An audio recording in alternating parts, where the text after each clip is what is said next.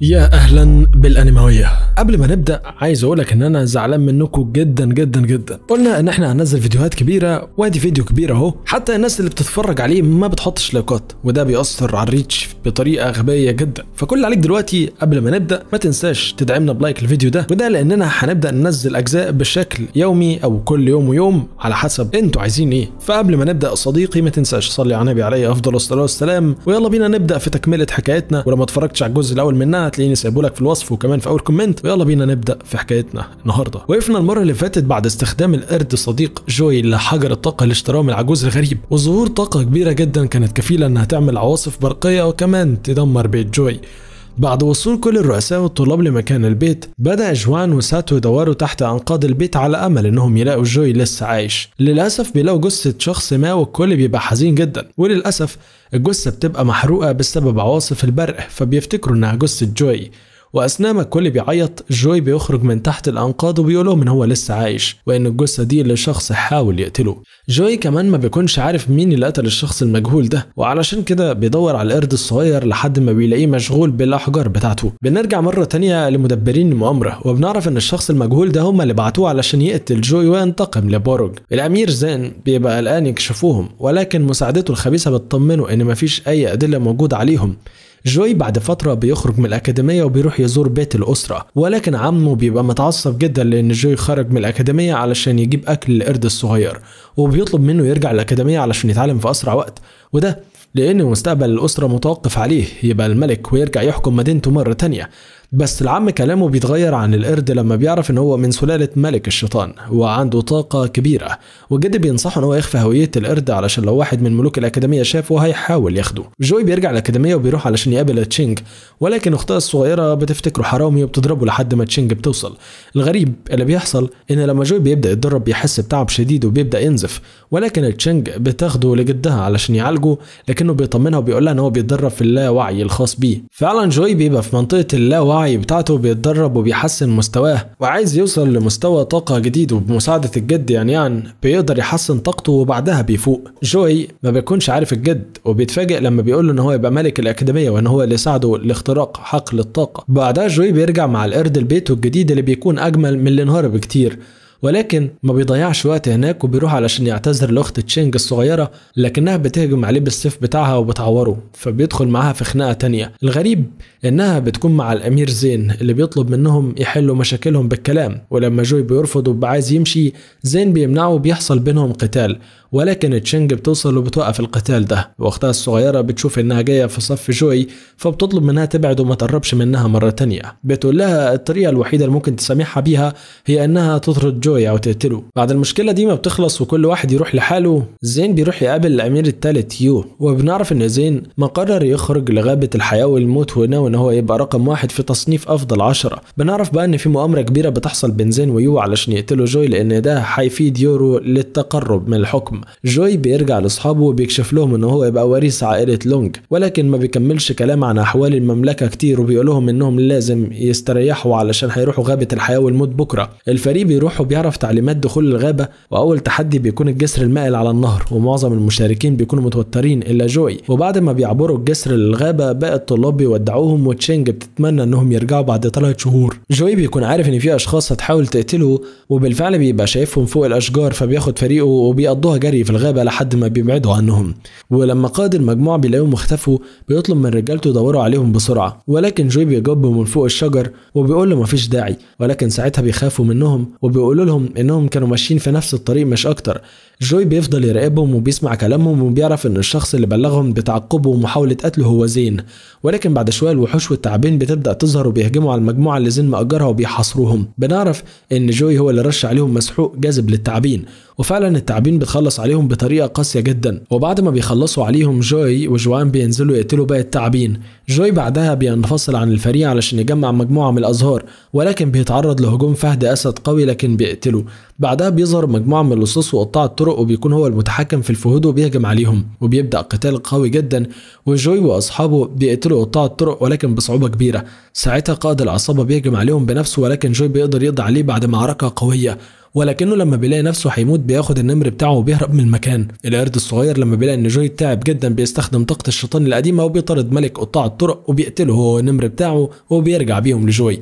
مجموعة من الشباب اللي هجموا على جوي رجعوا لقائدهم زين وبيحكوا له عن اللي حصل مع جوي وان تسبب في موت عدد كبير منهم. كمان بيحكي له عن ملك قطاع الطرق اللي كان هيقتلهم ولكن القرد انقذهم، وبيعرفوا كلهم ان القرد من سلالة الشيطان وفي طاقة قوية كامنة. واحد من اتباع زين بيبقى مقنع وشكله خطير بيطلب من افراد المجموعة انهم يرجعوا ويقتلوا القرد ده. بنرجع تاني لجوي وبنكتشف ان ملك قطاع الطرق لسه عايش، ولما ساتو بيقرب منه علشان يقتله جوي بيوقفه وبيقول له يستناه يصحى علشان يعرفوا مين اللي طلب منه ان هو يقتلهم. بعدها بيرشوا عليه شويه ميه وبيصحوه، ولكنه بيرفض يتكلم وبيطلب منهم يقتلوه وبيقول لهم ان هو مش خايف من الموت. جوي بيلاقوا مفيش منه فايده فبيسيبه يموت لوحده، وبيطلب من اصدقائه يستعدوا كويس علشان اكيد بعد المعركه دي هيجي عدد كبير من الوحوش. بعد شويه القرد بيقرب من جوي وبيقول له ان في حد تاني بيقرب عليهم، وجوي بيستغرب ان في حد دلوقتي ممكن يكون جاي ناحيتهم. بيعرف من القرد اللي جايين دول هم نفس المجموعه اللي هجمت عليهم في البدايه، لكنهم جابوا باقي افراد العصابه وراجعين ينتقموا. جوي بيحذر اصدقائه وبيقول لهم انهم لازم يمشوا دلوقتي. بيكون عايز يستخدم طريقه تانية للهروب عن طريق ان هم يقربوا من مكان وحوش الغابه علشان يستدرجوا الناس اللي عايزين يقتلوهم لهناك.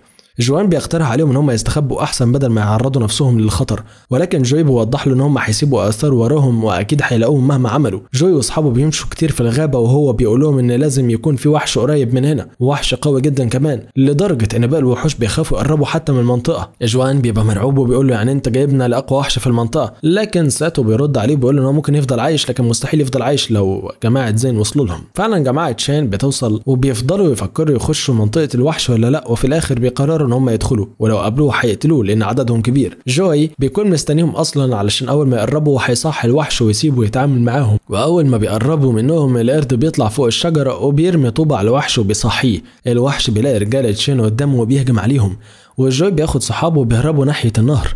جوي بيحس بإرهاق شديد وعلشان كده بياخد عبوتين من العلاج اللي معاه رغم ان هو ما بيعرفش تأثيره، وتأثير العلاج بيبقى كبير لكن ما فيش وقت للاستشفاء علشان جماعة شين بتوصل مرة تانية. ساعتها جوي بيقول لاصحابه ان هم لازم يهربوا وهو هيشتتهم لانهم جايين علشانه، ولكن جوان وساتو بيرفضوا وبيكونوا عايزين يقوموا بالمهمه مكانه لكنه بيرفض وبيطلب منهم يهربوا. جوي بيودعهم وبيمشي مع القرد ورجاله شين بيشوفوه بيطردوه. رجاله شين بيلاحظوا ان جوي لوحده فبيكونوا مستغربين، ولكن القائد ما بيهتمش وبيقول لهم هنقتل جوي الاول وبعدين ندور عليهم ونقتلهم كلهم. واحد من رجاله شين بيسبقهم ورا جوي لكنه بيلاقي نفسه متحصر من وحوش سامه وبيسيطروا عليه وبيقتلوه. الغريب ان جوي بيكون مع الوحوش ومحدش فيهم بيلمسه. بعد شويه اصحابه بيوصلوا وبيشوفوه بقايا جثه صاحبهم وبيكونوا خايفين جدا ان هو ممكن يبقى قابل وحش قوي جدا، ويفضلوا مستغربين ان الوحش قتل صاحبهم ولكن ما قتلش جوي.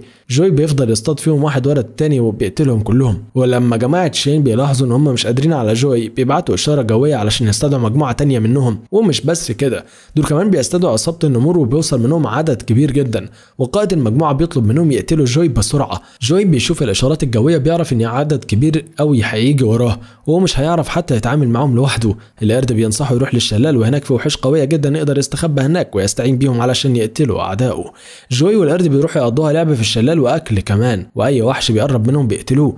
الليل بيجي والقرد بياخد جوي لكهف ورا الشلال لكن بيكون خطر التسلق لهناك بس ما فيش قدامهم حل تاني. الاثنين بيستعدوا وبيبداوا يتسلقوا للكهف وبيقدروا يوصلوا بس بصعوبه كبيره، ولما بيعدوا الناحيه التانيه من الكهف بيلاقوا زهور روحيه بيستخدموها علشان يحسنوا طاقتهم وبيشفوا الاصابات بتاعتهم دي. ولكن بعد شويه بيلاقوا مجموعه كبيره من الافيال الزرقاء، لكن القرد بيجري شويه وراه وبيسيب واحد بس لجوي علشان يقتله وياخد طاقته.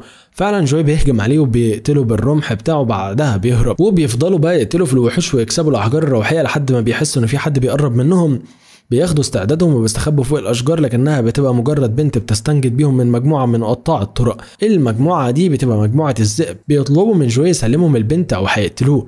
جوي بيوقف في طريقهم وقبل ما يدخل معاهم في قتال القرد بيستخدم طاقته القصوى وبيدمرهم كلهم، لكن بعدها بيقول لجوي ان البنت دي مجرد وحش متخفي. البنت بتنكر ده حتى لما ديل الثعلب بتاعها بيتكشف، بتبدا تعيط وبتطلب من جوي يقتلها علشان مش عايزه تعيش الحياه دي. جوي بيصدقها وبتصعب عليه وبيقرر يسيبها عايشه. بنت بتحكي له انه امها لما ماتت وهي كانت لسه مولوده بعدها ابوها وجدها ماتوا ما بقى لهاش اي حد، علشان كده الناس كانوا بيضربوها وطردوها من المدينه، علشان كده راحت لغابه الشيطان واستقرت هناك علشان تعيش مع الوحوش اللي شبهها. البنت بيبقى اسمها ميانج وجوي بيسمح لها انها تنضم له في رحلته. بعد شويه بيلاقوا مجموعه من الاحصنه الشيطانيه وجوي بيبقى عايز يروضهم، ولكن في نفس الوقت عصابه شين بيوصلوا لجوان وساتو اللي بيحاولوا يهربوا، ولما بيلاقوا ان مفيش مفر بيقرروا يقفوا ويواجهوهم. ساتو بيقاتل بكل قوته هو وجوان ومحدش بيقدر عليهم، ولكن للاسف عدد كبير قوي وملك النمور كمان بيهجم عليهم بنفسه وبيضربهم هما الاثنين وبيسيبهم لرجاله شين.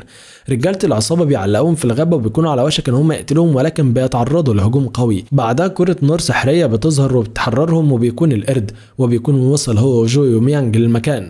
بيحصل بينهم قتال قوي جدا، لكن طبعا جوي بيكون اقوى بكتير وبيقدر يقتلهم كلهم. ميانج بقى بتعالج ساتو وجوان وبيكونوا مبسوطين على الاخر علشان بيحبوا البنات جدا. القرد بيسيطر على القائد والمساعده بتاعته وبيفضلوا يتحايلوا عليهم ويسيبوهم عايشين.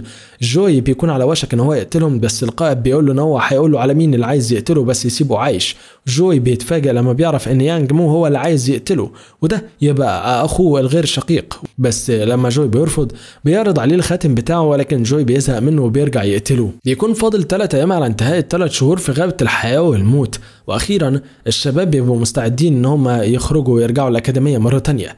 الشباب بيبقوا مش عارفين جوي هياخد ميانج معاهم ولا لا، وهو بيكون مقرر ان هو ياخدها لانه ناوي ما يسيبهاش في المكان ده مره تانية. جوان وساتو بيرجعوا الاول وجوي بيتعرض لهجوم من اخت شينج صغيره وشين وبيطعنوه شويه طعنات، لكن جوي بيقاتل على قد ما يقدر رغم ان هو بيتصاب اصابه كبيره. القرد بيظهر وبيساعده، ولكن جوي بيطلب منه يبعد علشان هو اللي يقتلهم بنفسه. جوي بيدخل في قتال مع شين والبنت وبيقدر يتغلب عليهم وبيقتل شين الاول. البنت بتتعصب على جوي وده لانه قتل معلمها وبتهجم عليه. شين ما بيقدرش يتحرك وبياخد ضربه قويه جدا، وقبل ما البنت بتقتله اختها شينج بتظهر وبتوقفها عن اللي بتعمله وبتقولها ان جوي ما عملهاش حاجه وحشه علشان تحاول تقتله طول الفتره دي، وانه لو عمل معاها حاجه وحشه هي اول واحده هتقتله. شين بيبقى لسه ما ماتش ومستخبي في المكان لكنه بيهرب علشان ما حدش يركز معاه. جوي بيخرج من الغابه مع صحابه اخيرا، ولكن بيحس ان في حد بيراقبه طول الوقت ده، وفي الاخر بيكون حصان شيطاني صغير وجوي بيقرر يضمه لفريقه. الاكاديميه بقى بتسجل نقط الطلاب وبيكون شين اكتر واحد محقق نقط لحد ما جوي واصحابه بيوصلوا. صحابه بيكونوا من افضل 5 من طلاب الاكاديميه، ولكن جوي بيبقى محقق اعلى نقط في الاكاديميه وهو صاحب المركز الاول الجديد، وبكده جوي بقى ليه مكانه كبيره في الاكاديميه من اول سنه ليه. فهل هيستمر جوي في الاكاديميه كتير ولا هيسيبها علشان يرجع حقه في وراثه حكم عشيره لونج؟